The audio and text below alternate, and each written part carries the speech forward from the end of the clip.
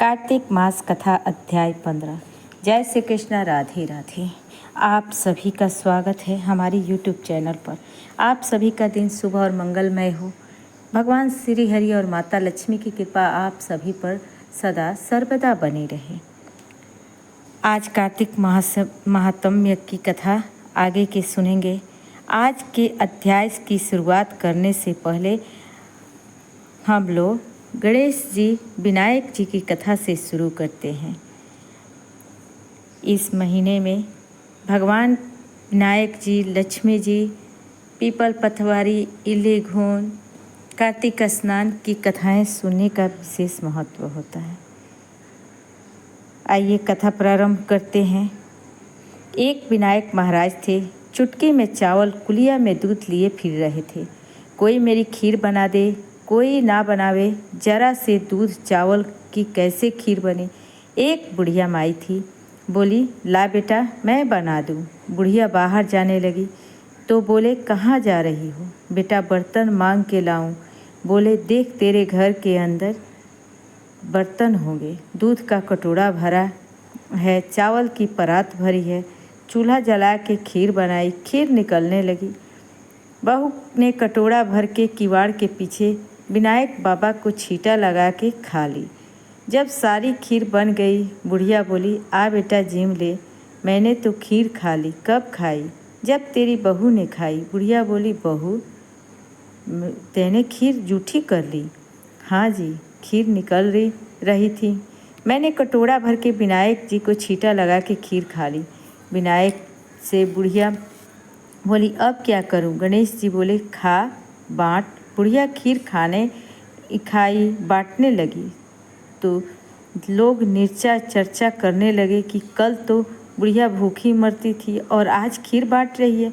झोपड़ी को लात मारी, महल बन गया, खूब धन हो गया। जैसे विनायक बाबा बुढ़िया ने टूटा वैसे सपने टूटे। कहते सुनते हुंकारा भरते सभी की मनोकामना पूर्ण हो। अब हम लोग लक्ष्मी माता की कथा सुनेंगे। एक ब्राह्मण था, रोज पीपल में जल चढ़ाता था। पीपल में से लड़की कहती पिताजी मैं तेरे साथ चलूँगी। ब्राह्मण सूखने लगा। ब्राह्मणी बोली क्यों सूख रहे हो? ब्राह्मण बोला पीपल में से एक लड़की कहती है पिताजी मैं तेरे साथ चलूँगी। ब्राह्मणी बोली कल ले आना। जहाँ 6 लड़की हैं वहाँ 7वीं सही। दूसरे दिन ब्राह्मण ले आया। उस दिन आटा मांगने गया तो थैला भर भर के मिला। माँ आटा छानने लगी तो लड़की बोली माँ मैं छानूंगी। ना बेटी पावनी, बेटी धूली धूली हो जाएगी। माँ छानूंगी। उसने छाना, परात भर गई। खाना बनाने लगी तब भी बोली माँ मैं बनाऊंगी। माँ बोली ना बेटी उंगली जल जाएगी। ना मैं ही बनाऊंगी। रसोई में गई, 36 प्रकार के भोजन बनाए, सबको पेट भर भर के खिला दिया। और दिन तो भूखे रह रहे थे, उस दिन भर पेट खाना खाया। भैया आया, जीजी मुझे भी भूख लगी है, रोटी खाऊंगा। वहीं सूखने लगी। सबने खाना खा लिया, अब कहाँ से खिलाऊंगी? बेटी बोली क्या माँ क्या बात है? मामा तेरा आया है, रोटी खाएगा। वो रसोई में गई, 36 प्रकार के भोजन बनाए, लाकर मामा को जिमा दिया। दीदी ऐसा भोजन कभी न खाया जैसा आज खाया है। भाई तेरी पावनी भांजी है, उसने बनाया है। मामा खाकर चला गया। शाम हुई, बोली माँ चौकी लगाकर चौका का दिया जला दियो, कोठे में सोऊंगी। ना बेटी तू डर जाएगी। ना माँ कोठे में सोऊंगी। कोठे में सो गई। आधी रात को उठी, चारों तरफ आंखें मारी, धन ही धन हो गया। जाने लगी। बाहर बूढ़ा ब्राह्मण सो रहा था। बेटी तू कहाँ चली? बोली मैं तो लक्ष्मी माता हूँ, इसके 6 बेटियाँ हैं, दरिद्र दूर करने आई थी। तूने करवाना हो तो तू भी करवा ले। उसके घर में चारों तरफ आँख फिराई, धन ही धन हो गया। सवेरा उठकर ढूंढ मची, पावनी बेटी कहाँ गई? ब्राह्मण बोला वो तो लक्ष्मी माता थी, तेरे साथ साथ मेरा भी दरिद्र दूर कर गई। जैसे लक्ष्मी माता ने उसका दरिद्र दूर करा, सबका करे। कहते सुनते हुंकारा भरते सभी की मनोकामना पूर्ण करना। लक्ष्मी माता की जय, गणेश भगवान की जय। प्रिय भक्तजनों, आप सभी जानते ही होंगे कि कार्तिक का महीना बहुत ही पवित्र होता है। इस महीने में भगवान विष्णु की पूजा होती है। कार्तिक के महीने में तुलसी माता का भी पूजन किया जाता है। हिंदू धर्म में तुलसी के पौधों को बहुत ही पवित्र माना जाता है। तुलसी के पौधों में साक्षात भगवान श्री हरि विष्णु जी और माता लक्ष्मी जी का वास होता है। यदि कोई भक्त कभी भी भगवान श्री हरि को भोग लगाता है तो भगवान विष्णु तुलसी पत्र के बिना किसी भी प्रकार का भोग स्वीकार नहीं करते हैं। तुलसी जी को भगवान श्री हरि विष्णु की अर्धांगिनी भी कहा जाता है। इसलिए जो भी मनुष्य तुलसी जी की पूजा करता है वह कभी गरीब नहीं रहता है। जो भी मनुष्य प्रत्येक दिन तुलसी माता को जल देता है उसकी कभी दुर्गति नहीं होती। ऐसा मनुष्य घोर पाप करने के बाद भी नरक में नहीं जाता। आज मैं आप सभी को एक कथा के माध्यम से बताती हूँ कि कार्तिक माह में तुलसी को जल देने से कौन सा फल मिलता है। अगर आप भगवान विष्णु के सच्चे भक्त हैं तो उनकी कृपा प्राप्त करने के लिए कमेंट बॉक्स में जय श्री हरि या जय विष्णु भगवान या माता लक्ष्मी की जय अवश्य लिखें। चलिए कथा का श्रवण करते हैं। एक समय की बात है, माता लक्ष्मी जी भगवान विष्णु जी के पास आती हैं और विष्णु जी से कहती हैं, हे स्वामी, आप तो तीनों लोगों के स्वामी हैं, आप ही सृष्टि के संचालक हैं, परंतु आप फिर भी इस तुलसी के पौधे की पूजा क्यों करते हैं? इसे नित्य जल क्यों चढ़ाते हैं? मैं इस पौधे को जल चढ़ाने का महत्व जानना चाहती हूँ। माता लक्ष्मी की बात सुनने के बाद भगवान विष्णु बोले, हे देवी लक्ष्मी, तुलसी साक्षात लक्ष्मी जी का ही स्वरूप है। माता लक्ष्मी धन की देवी हैं। आपके नित्य पूजा करने के करोड़ों फायदे हैं जो मनुष्य को पता नहीं होता। और तो और तुलसी के पौधों पर नित्य नियम से जल चढ़ाने मात्र से मनुष्य के करोड़ों पाप नष्ट हो जाते हैं। हे देवी लक्ष्मी, तुलसी के महत्व तो बहुत है, परंतु इसका खास महत्व कार्तिक माह में होता है। हे देवी लक्ष्मी, चलो मैं तुम्हें लक्ष्मी तुलसी को जल देने के महत्व बताने से पहले एक अत्यंत प्राचीन कथा सुनाता हूँ। इस कथा के माध्यम से तुम्हें तुम्हारे सारे प्रश्न के उत्तर मिल जाएंगे, इसलिए तुम इस कथा को ध्यानपूर्वक सुनना। इस कथा को सुनने मात्र से ही समस्त पापों का नाश हो जाता है। अब माता लक्ष्मी कहती हैं, हे प्रभु, मैं इस कथा को अवश्य सुनना चाहती हूँ, कृपा करके वह मुझे कथा सुनाइए, मैं इसे पूरे ध्यान से सुनूंगी। तब भगवान विष्णु माता लक्ष्मी को तुलसी के जल देने के महात्म्य की कथा सुनाते हैं। विष्णु जी कहते हैं, हे देवी लक्ष्मी, तुलसी को जल देने के पीछे एक प्राचीन इतिहास छुपा हुआ है जो बहुत ही उत्तम और पुण्य फल प्रदान करने वाला है। हे देवी लक्ष्मी, पूर्व काल की बात है। देवपुरी में गोपाल नाम का एक ब्राह्मण रहता था। वो जन्म से तो ब्राह्मण था, किंतु वह कर्म से भ्रष्ट कपटी बुद्धि वाला व्यक्ति था। वह कंबल और चमड़ा आदि बेचकर धन कमाता था। साथ ही वह प्रत्येक व्यक्ति से बहुत झूठ बोलता था। उस ब्राह्मण का मन हमेशा बुरे कर्मों में लगा रहता था। वह सभी के यहाँ चोरी करता था। उसको वेश्यागमन और जुए में बहुत बुरी आदत थी। उसने अपने जीवन में कभी पुण्य काम नहीं किए थे। वो सिर्फ एक ब्राह्मण था। उसने कभी भी शास्त्रों का अध्ययन नहीं किया था, कभी पूजा पाठ भी नहीं किया था। वह सदैव अपने मन दूसरों के धन को पाने के लिए लगाए रखता था। दूसरों की स्त्रियों को देखते ही उसकी लाट टपकती थी। गोपाल दिन में जो भी धन कमाता था वह उस धन को रात्रि में वेश्याओं के साथ रात बिताकर उसके साथ गमन में ख़त्म कर देता था। इस प्रकार से वह अत्यंत पापी और अपना जीवन केवल पापों के कार्यों को करने में व्यतीत करता था। वह इतना कपटी ब्राह्मण था, उसने अपने मुख से कभी भगवान श्री हरि विष्णु का नाम भी नहीं लिया था और न ही देवी देवताओं का पूजन किया था। अब भगवान विष्णु कहते हैं, हे देवी लक्ष्मी, इस प्रकार से पाप करते हुए उस ब्राह्मण को अनेक वर्ष बीत गए। फिर एक दिन उस ब्राह्मण ने कंबल खरीद बिक्री करने के लिए अरुणाचल नगरी पहुंच जाता है। अब उस नगर के पास नर्मदा नदी बहती है। वह नदी बहुत ही पावन थी, इसलिए उस नदी में स्नान करने के लिए दूर दूर से बहुत से लोग आया करते थे। जब वह गोपाल ब्राह्मण वहाँ पहुँचा तो उसने देखा कि आज भी वहाँ कई सारे ब्राह्मण आए हुए हैं और वह ब्राह्मण उसी नदी के किनारे एक आश्रम में ठहरते हैं। गोपाल यही देखता है कि उस आश्रम में तो अनेक विद्वान ब्राह्मण हैं जो पुराणों का पठन और भगवान विष्णु की स्तुति करने में मगन हैं। अब वह पाखंडी ब्राह्मण गोपाल भी ढोंग करता हुआ वहीं पर उनके साथ रुक जाता है और उन विद्वान ब्राह्मणों के साथ रुकता है तो उसे भी भगवान श्री हरि विष्णु के नाम सुनने का अवसर मिल जाता है। क्योंकि उस ब्राह्मण को बिक्री करनी थी तो वह वहीं पर रुककर कुछ दिन और रुक जाता है।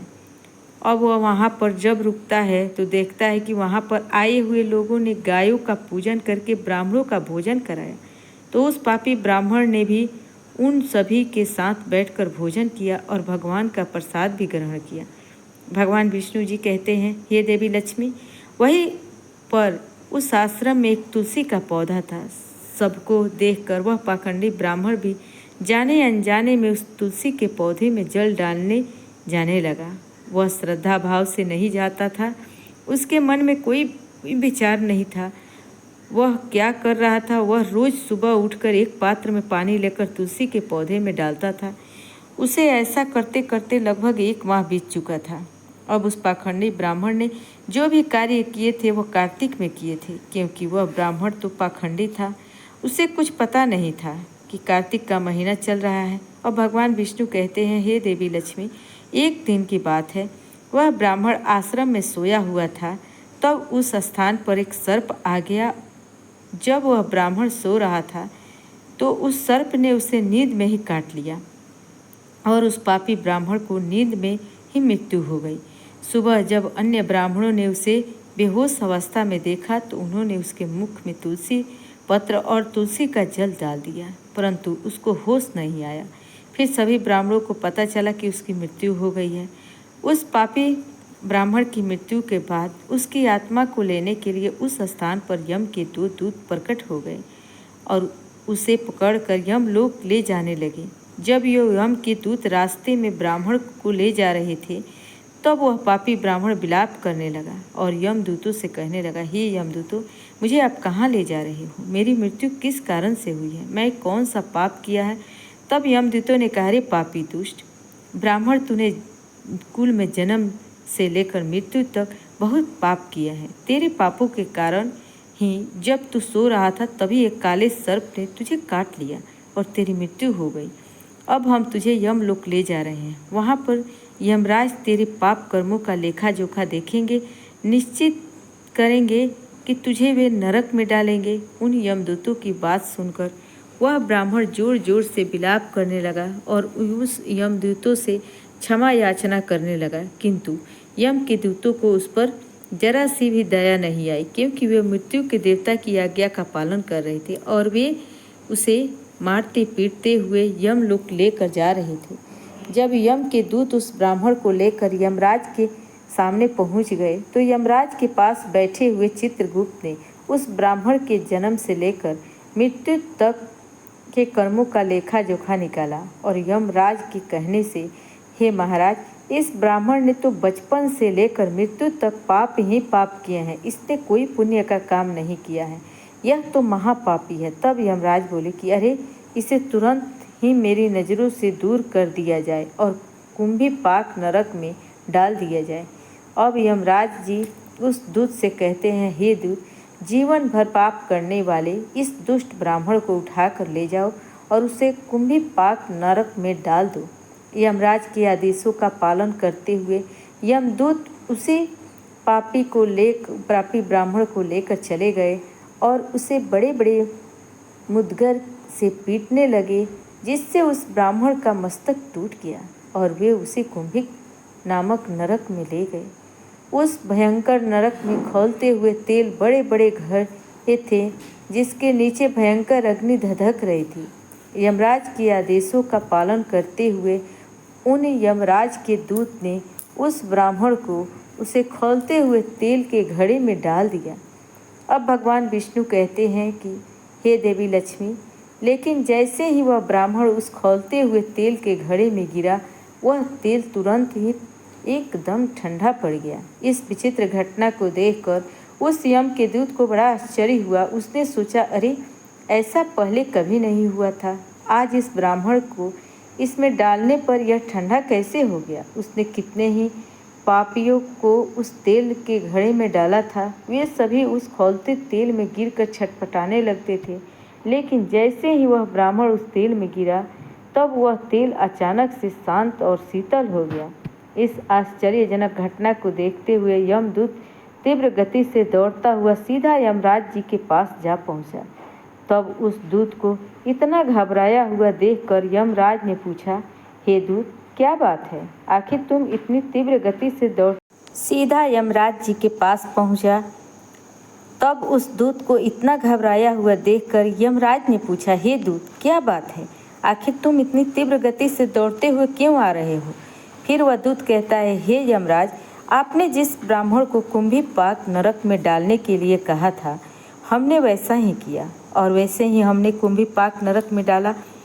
तब नरक की अग्नि बुझ गई और खौलता हुआ तेल भी बिल्कुल ठंडा पड़ गया। अब यमराज जी कहते हैं, हे दूत, यह तो बड़ी ही विचित्र घटना है। ऐसा तो पहले कभी नहीं हुआ। अब यमराज जी अपने मन में विचार कर रहे होते हैं।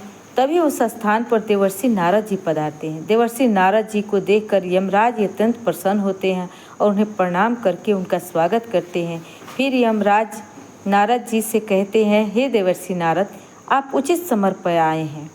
हमने आज एक अत्यंत पापी ब्राह्मण को कुंभी पाक नरक में गिराया है, किंतु उसके गिरते ही नरक की अग्नि ठंडी पड़ गई है और खौलता हुआ तेल भी शीतल बन गया है। यमराज जी की बात सुनकर देवर्षि नारद जी कहने लगे, हे धर्मराज, आपने जिस ब्राह्मण को नरक में डाला है वह नरक में डालने योग्य नहीं है, क्योंकि उस ब्राह्मण के द्वारा अनजाने में ही ऐसा कर्म हो गया है जो नरक का नाश करने वाला है।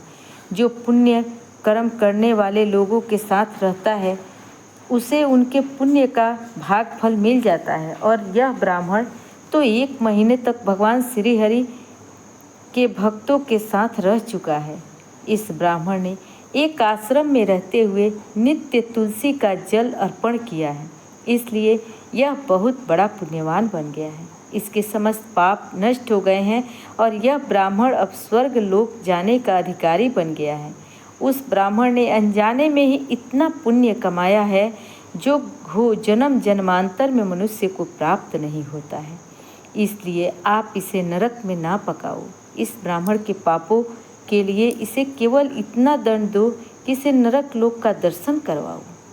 अब भगवान विष्णु कहते हैं, हे लक्ष्मी, देवर्षि नारद की बात सुनकर यमराज अत्यंत प्रसन्न होते हुए उस ब्राह्मण को कुंभी पाक नरक से निकाल कर लाते हैं और उन्हें अपने दूतों से कहते हैं, हे दूत, इस ब्राह्मण महात्मा को ले जाओ और संपूर्ण नरकों का दर्शन कराओ। यमराज की बातों को सुनकर यम के दूत उस ब्राह्मण को ले जाते हैं और उसे संपूर्ण नरकों का दर्शन कराते हैं। इस प्रकार से यम के दूत उस ब्राह्मण को संपूर्ण नरकों का दर्शन कराते हैं और फिर यमलोक में ले जाते हैं, और फिर वह ब्राह्मण एक यक्ष बन जाता है। अब भगवान विष्णु कहते हैं, हे देवी लक्ष्मी, जैसे मुझे वैकुंठ लोक प्रिय है, वैसे ही जो मनुष्य नित्य तुलसी जी की पूजा करता है और तुलसी को जल देता है, वह मुझे सबसे अधिक प्रिय होता है। उस मनुष्य की कभी दुर्गति नहीं होती और वह कभी नरक में नहीं जाता। जिन घरों में तुलसी का पौधा सदैव हरा भरा रहता है, उस घर में सुख, शांति और समृद्धि बनी रहती है। हे देवी, साथ ही भगवान विष्णु की पूजा में उन्हें चढ़ाए जाने वाले भोग में तुलसी के पत्र अवश्य चाहिए, क्योंकि तुलसी पत्र के बिना भगवान विष्णु किसी भी प्रकार का भोग स्वीकार नहीं करते हैं। इसलिए प्रत्येक घर में तुलसी का पौधा अवश्य होना चाहिए। अगर आपके घर में तुलसी है, सुख, शांति और समृद्धि के लिए कार्तिक मास में तुलसी को चुनरी अवश्य चढ़ाएं। हमेशा ध्यान रहे कि तुलसी का पौधा चुनरी के बिना अधूरा होता है। तुलसी केवल एक पौधा नहीं, बल्कि वह देवी है। वह त्रिलोक के स्वामी भगवान विष्णु की पत्नी है, इसलिए तुलसी को चुनरी अवश्य ही चढ़ाना चाहिए। इससे प्रेम और विश्वास बढ़ता है। घर में रहने वाली महिलाएं सदा सुहागिन और सौभाग्यशाली रहती है। तुलसी का विवाह भी अवश्य करना चाहिए। इससे मनुष्य के सभी दुखों का अंत होता है और सांसारिक जीवन सुखमय बीतता है। तुलसी के पौधे के पास अपने मुख से कभी कोई अपशब्द या गलत भाषा नहीं बोलना चाहिए। तुलसी के पास भूल से भी जूते, चप्पल अथवा झाड़ू पोछा नहीं रखना चाहिए, क्योंकि ऐसे किए जाने वाले कार्यों को शास्त्रों में पाप माना गया है। जहाँ पर तुलसी का पौधा होता है उस स्थान के आसपास आपको भूल कर भी थूकना नहीं चाहिए। तुलसी के पास जल से भरा हुआ पात्र भी नहीं रखना चाहिए।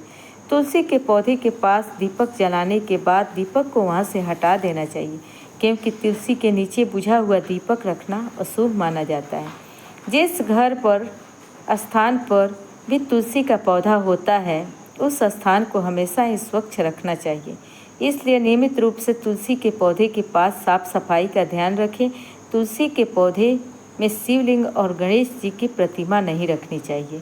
तुलसी के गमले में अन्य किसी भी प्रकार का पौधा लगाना इसे भी अशुभ माना जाता है। तुलसी के पौधे के पास कपड़े भी नहीं सुखाने चाहिए, अन्यथा कपड़ों से गंदा पानी तुलसी के पौधे पर गिर सकता है। इस बात का ध्यान रहे, तुलसी के पौधे को नाखून से नहीं तोड़ना चाहिए, इससे तुलसी का अपमान होता है। यदि तुलसी के पत्ते सूख कर गिर जाते हैं तो उन्हें कचरे में नहीं फेंकना चाहिए, उन पत्तों को तुलसी की मिट्टी में ही दबा देना चाहिए। और रविवार और एकादशी के दिन तुलसी के पत्ते नहीं तोड़ने चाहिए और ना ही रविवार को तुलसी को जल चढ़ाना चाहिए। नित्य तुलसी को सुबह जल देना चाहिए और शाम के समय एक दीपक जलाना चाहिए। अक्सर महिलाएं स्नान करने के बाद बाल खुले रख कर ही तुलसी जी को जल देती हैं। ऐसा करना भी पाप माना जाता है। महिलाओं को इस बात पर हमेशा ध्यान रखना चाहिए। उन्हें हमेशा ही अपने बाल बांधकर या माथे पर सिंदूर लगाकर ही तुलसी में जल चढ़ाना चाहिए। इससे उस स्त्री को तुलसी माँ का आशीर्वाद प्राप्त होता है। घर में तुलसी का पौधा लगाते समय ध्यान रखें, इसके लिए गंदी मिट्टी का उपयोग नहीं करना चाहिए। तुलसी के पौधे के लिए शमशान की अथवा गंदगी वाले स्थान की मिट्टी पर कभी भी उपयोग नहीं करने चाहिए। इससे तुलसी माता रूठ जाती हैं और सूखने लगती हैं। तुलसी का पौधा कभी गंदे स्थान पर नहीं लगाना चाहिए, जैसे नाली अथवा बाथरूम के पास। इन स्थानों पर तुलसी का पौधा कभी नहीं लगाना चाहिए, अन्यथा गंदा पानी तुलसी के पौधों पर गिर सकता है, जो कि प्रत्येक मनुष्य के लिए बड़ा ही अशुभ माना जाता है। घर में तुलसी का पौधा कभी सूखना नहीं चाहिए। शास्त्रों में ऐसी मान्यता है कि तुलसी के पौधे के सूखने से अकाल मृत्यु की सूचना प्राप्त होती है। घर में तुलसी का पौधा सूख जाए तो घर की सुख समृद्धि समाप्त हो जाती है। सूखी हुई तुलसी में माँ लक्ष्मी का वास नहीं होता। शास्त्रों के अनुसार मासिक धर्म के दौरान महिलाओं को तुलसी के पौधों में पानी नहीं डालना चाहिए और तुलसी को स्पर्श भी नहीं करना चाहिए। यह उन महिलाओं के लिए वर्जित है। तुलसी को बिना स्नान किए जल नहीं देना चाहिए और पैरों में चप्पल आदि पहनकर भी तुलसी को जल नहीं देना चाहिए। तुलसी को जल देते समय ध्यान रहे कि वह आपके पैरों पर ना पड़े, इससे तुलसी माता का अपमान होता है। अब भगवान विष्णु कहते हैं, हे देवी लक्ष्मी, तुलसी पर कभी जूठा पानी नहीं डालना चाहिए, इससे तुलसी माता रूठ जाती हैं और नित्य तुलसी के दर्शन से मनुष्य को स्वर्ग की प्राप्ति होती है। तुलसी पत्र के सेवन से मनुष्य के सभी पाप ग्रह नष्ट हो जाते हैं। तुलसी का पौधा हमेशा ही घर के सामने लगाना चाहिए। इससे पूर्व अथवा उत्तर दिशा में लगाने से आपको शुभ संकेत प्राप्त होता है। तुलसी के पास मरुस्थलीय पौधे रखना बेहद अशुभ माना जाता है। ऐसे पौधों से नकारात्मक ऊर्जा निकलती है। शास्त्रों में कहा गया है कि जिन पौधों से हरी भरी कलियों की उत्पत्ति ना हो, उस स्थान पर कांटे निकलते हों तो ऐसे पौधों को तुलसी के पास ही रखना चाहिए। शास्त्रों में केले के पौधे का विशेष महत्व बताया गया है। अगर तुलसी के पौधों के पास केले का पेड़ लगा देते हैं तो इससे कई गुना अधिक लाभ प्राप्त होता है। केले के पेड़ पर भगवान श्री हरि विष्णु जी का वास होता है। इसे तुलसी जी के पास लगाने से घर में सुख समृद्धि आती है। तुलसी के पौधे में शालिग्राम अवश्य रखना चाहिए। तुलसी के गमले में शालिग्राम रखने से तुलसी जी और अधिक शुभ प्रभाव आपको देखने को मिलेगा। शालिग्राम भगवान विष्णु भगवान का निराकार रूप माना जाता है और काले रंग का पत्थर होता है, जिसे विलक्षण और मूल्यवान माना गया है। इसे अगर तुलसी के गमले में रखेंगे तो आपके घर में संपूर्ण नकारात्मक ऊर्जा नष्ट हो जाएगी। घर में केवल एक ही शालिग्राम की पूजा करनी चाहिए। ऐसा पुराणों में कहा गया है कि भगवान विष्णु की मूर्ति से बढ़कर शालिग्राम का पूजन करना ज़्यादा उत्तम होता है। शालिग्राम को चंदन लगाने के बाद एक तुलसी का पत्ता रखना चाहिए। प्रतिदिन शालिग्राम को स्नान कराना चाहिए। ऐसा करने से सभी जन्मों के पाप नष्ट हो जाते हैं। शालिग्राम भगवान सकारात्मकता और सात्विकता का प्रतीक होते हैं। भगवान विष्णु कहते हैं, हे देवी लक्ष्मी, जो भी मनुष्य मेरे द्वारा बताई गई इन बातों पर अमल करता है वह निश्चय ही बहुत जल्दी सुखी और करोड़पति बन जाता है। तब माता लक्ष्मी कहती है, हे नाथ, आपका मुझे इस कथा श्रवण कराने के लिए धन्यवाद। इस प्रकार से विष्णु भगवान ने देवी लक्ष्मी को कार्तिक माह में तुलसी के पौधे को जल देने का महत्व बताया और घर में तुलसी का पौधा लगाने के नियम बताए। एक बार प्रेम से बोलिए तुलसी माता की जय।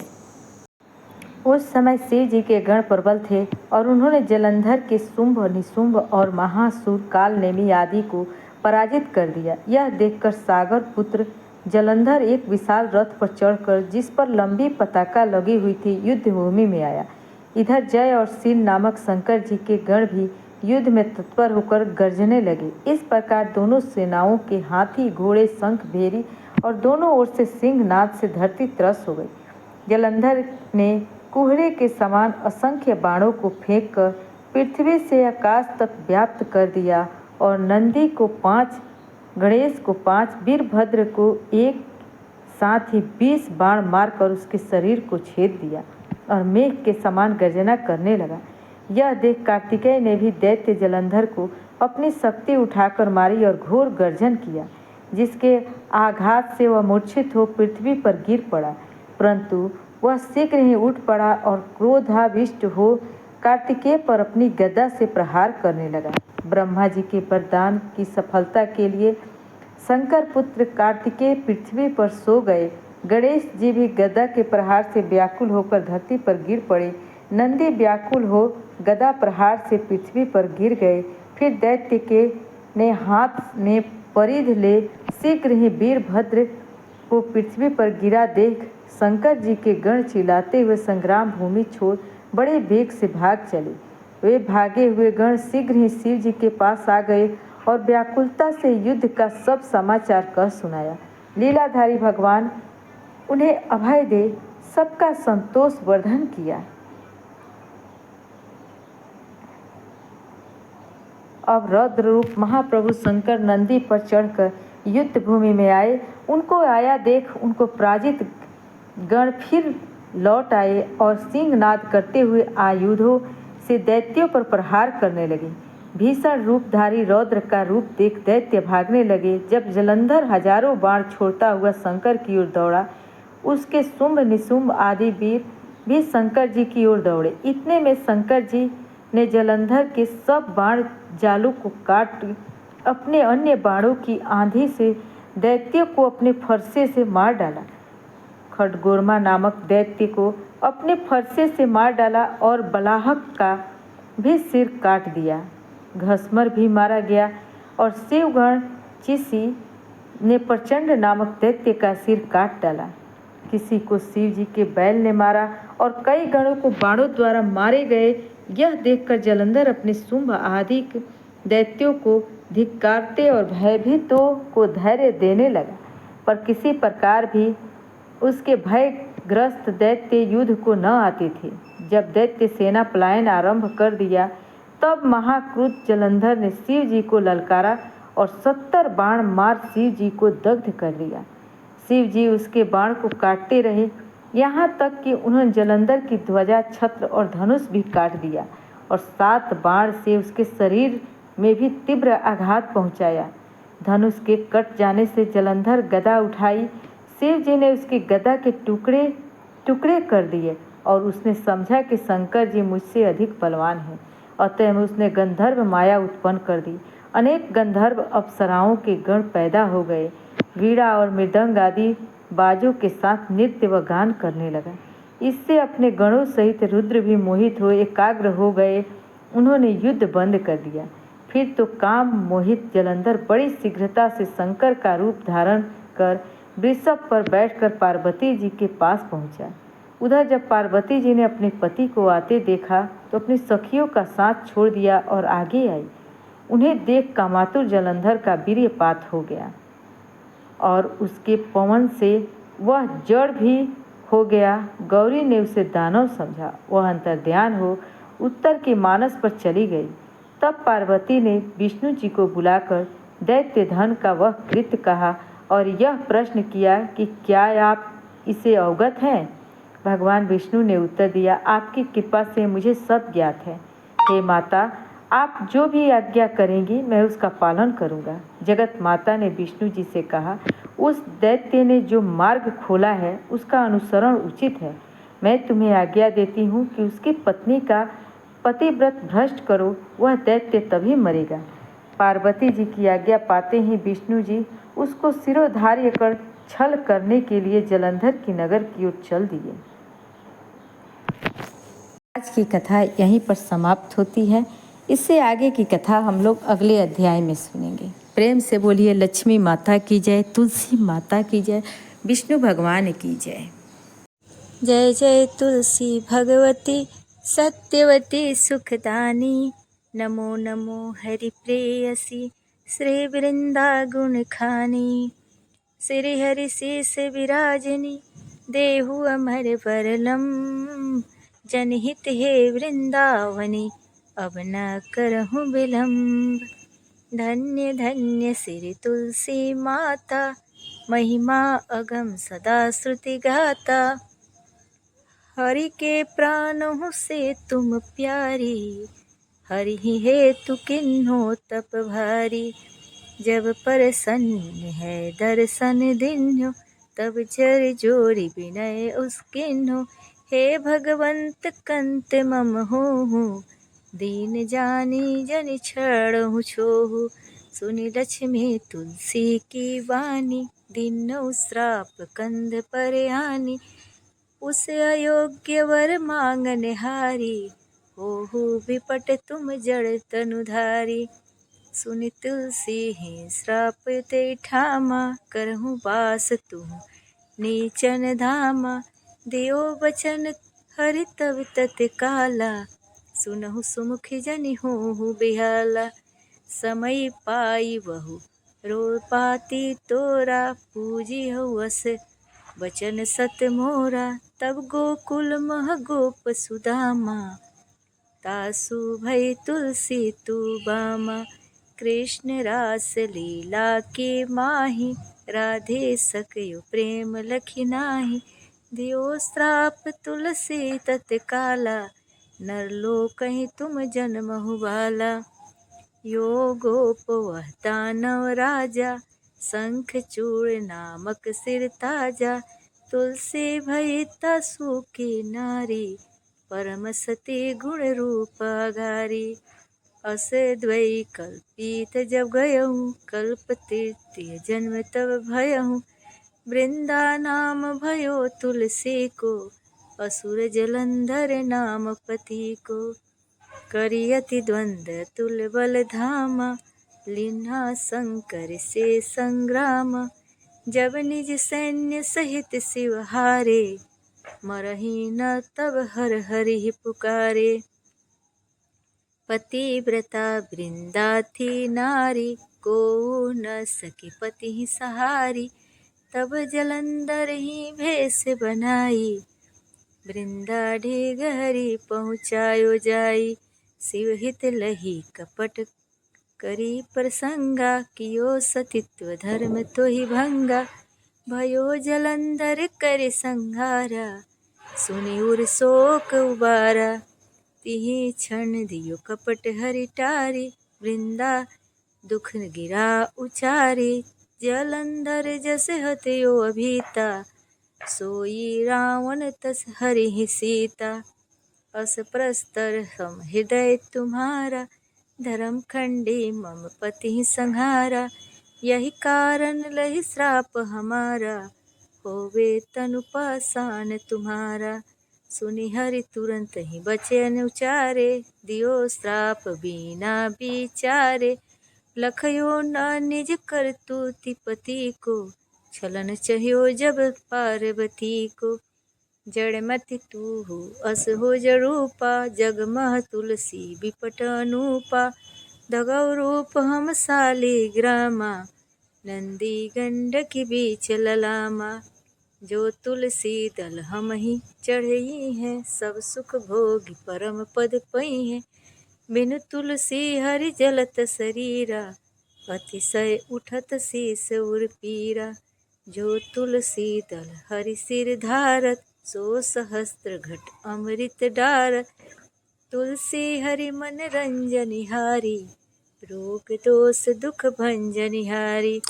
प्रेम सहित हरि भजन निरंतर, तुलसी राधा में नहीं अंतर।